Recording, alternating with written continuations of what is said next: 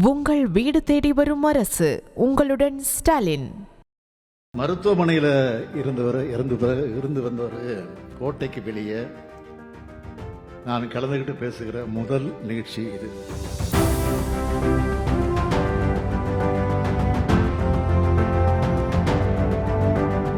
மருத்துவமனைக்கு வரவங்களை எல்லாம் நோயாளிகள் நினைக்கக்கூடாதுன்னு குறிப்பிட்டிருந்தார்.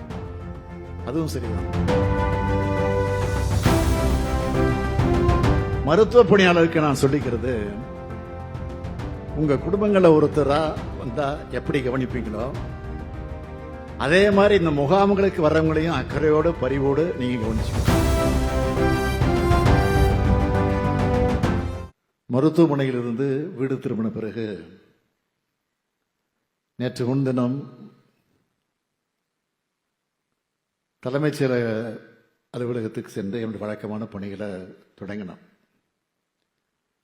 அப்போது என்னோட செயலாளர்கள் கூட சொன்னாங்க, வெளி நிகழ்ச்சியெல்லாம் ஒரு வாரத்துக்கு தள்ளி வைக்கலாமே அப்படின்னு கேட்டாங்க.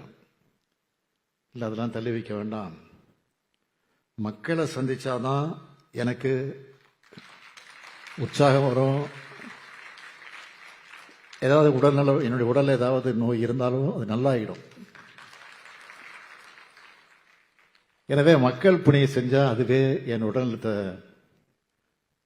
கொடுத்துடும் அப்படின்னு சொல்லித்தான் இங்கே வந்திருக்கிறேன். மருத்துவமனையில் இருந்து வந்தவர் கோட்டைக்கு வெளியே நான் கலந்துக்கிட்டு பேசுகிற முதல் நிகழ்ச்சி இது. என்னை பொறுத்த வரைக்கும் ஒரு திட்டத்தை கொண்டு வரோம்னா அது ஒவ்வொரு தனி மனிதரையும் போய் சென்றடையணும். ஒரே ஒருத்தர் கூட அதில் விடுபட்டு விடக்கூடாது. அதில் நான் ரொம்ப கவனமாக இருப்பேன். அதனால தான் உங்களுடன் ஸ்டாலின், நல்லங்காக்கும் ஸ்டாலின் போன்ற திட்டங்கள் மூலமாக ஒவ்வொருத்தருடைய தேவையும் புரிஞ்சுக்கிட்டு அவங்களுடைய எதிர்பார்ப்பை பூர்த்தி செஞ்சுட்டு இருக்கோம். இன்னைக்கு தொடங்கி இருக்கக்கூடிய திட்டத்தில் தொடர்ந்து 1256 முகாம்கள் நடக்கப் போகுது.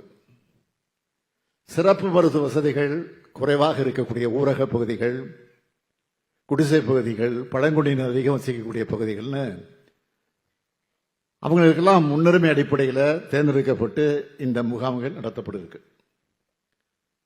ஒவ்வொரு முகாம்களிலும் மருத்துவர்கள் உட்பட 200 மருத்துவ பணியாளர்கள் இருப்பாங்க.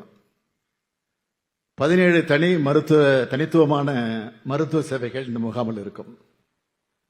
சுகர் மற்றும் உயர் இரத்த அழுத்த நோயால் பாதிக்கப்பட்டவங்க, மனநல பாதிப்பு உடையவங்க, இதய நோயாளிங்க,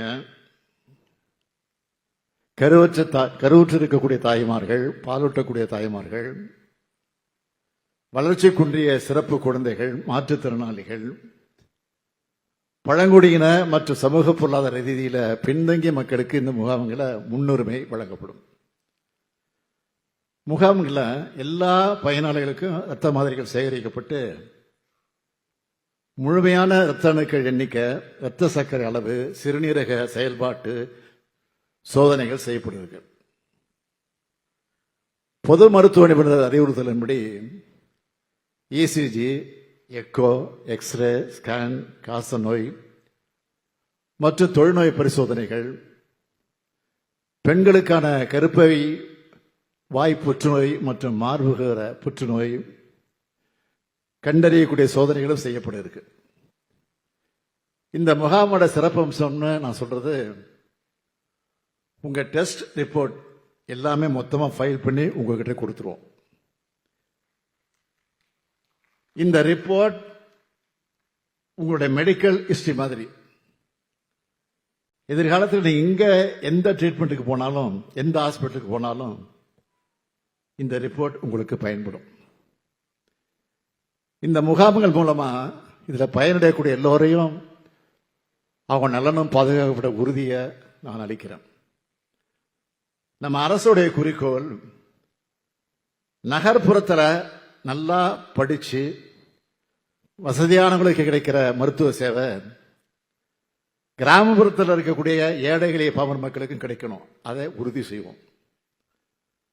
தமிழ்நாட்டை பொறுத்த வரைக்கும் மருத்துவ கட்டமைப்பு வசதி கிராமப்புறங்கள் வர பரவலாயிடுச்சு.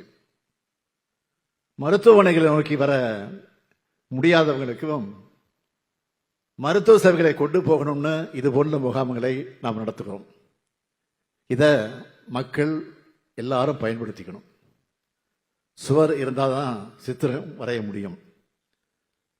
அப்படி நம்மோட உடம்பு நலமா இருந்தால் தான் நம்மால மகிழ்ச்சியாக வாழ முடியும், உழைக்க முடியும், சாதிக்க முடியும். மருத்துவர்களுக்கு நான் சொல்லிக்கிறது என்னன்னா, சில நாட்களுக்கு முன்னாடி நம்முடைய மாண்புமிகு திராவிட இயக்கத்தினுடைய தலைவர் ஆசிரியர் ஐயா அவர்கள் எனக்கு ஒரு கடிதம் எழுதியிருந்தார். என்னன்னா, அதில் ஒரு குறிப்பிட்டிருந்தார், மருத்துவமனைக்கு வரவங்களை எல்லாம் நோயாளிகள் நினைக்கக்கூடாதுன்னு குறிப்பிட்டிருந்தார். அதுவும் சரிதான்.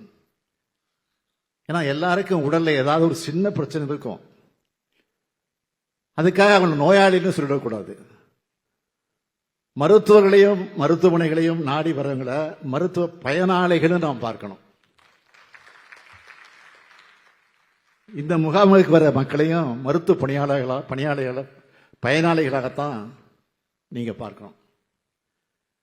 அடுத்து மருத்துவ பணியாளருக்கு நான் சொல்லிக்கிறது, உங்க குடும்பங்களில் ஒருத்தரா வந்தா எப்படி கவனிப்பீங்களோ அதே மாதிரி இந்த முகாம்களுக்கு வர்றவங்களையும் அக்கறையோடு பரிவோடு நீங்க கவனிச்சுக்கணும்.